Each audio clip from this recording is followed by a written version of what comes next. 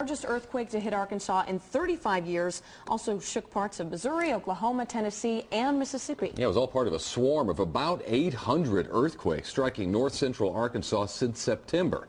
KY3's Linda Russell live tonight with more on what the experts think may be going on.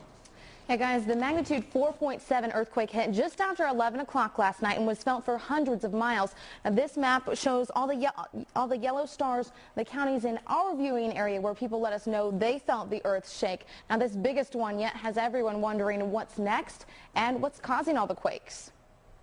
Reports to the U.S. Geological Survey show the 4.7 magnitude quake caused moderate to light shaking across the natural state and parts of 4 others. A real good jolt, a rumble again, and another good jolt, you know, and they were pretty firm jolts. The phone calls and emails poured into the KY3 newsroom. Ken from Yellville says, "It shook a table next to my bed so hard it rattled what was on the table."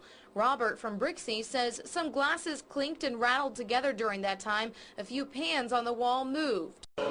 At Missouri State University, geology students and staff are paying close attention. The faults themselves are really ancient there. So there's a potential for actually just having those faults being reactivated naturally. In fact, there was another episode of hundreds of earthquakes in the 1980s called the Enola Swarm. Very similar to what we're experiencing now. Hundreds of reported earthquakes, dozens and dozens of felt earthquakes, 3 over magnitude 4.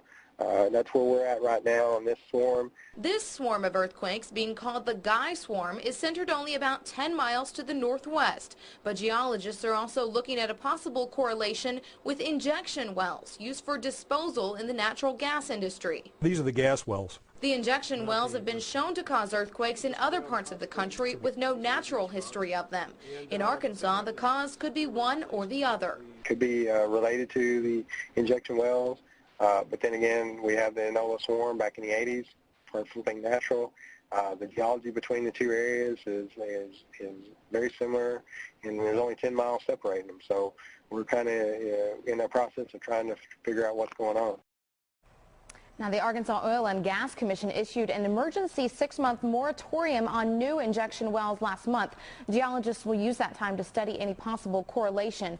Now, if you're caught in an earthquake indoors, you should take cover under sturdy furniture or against an inside wall. If you're outdoors, stay there and move away from buildings, streetlights, and utility wires.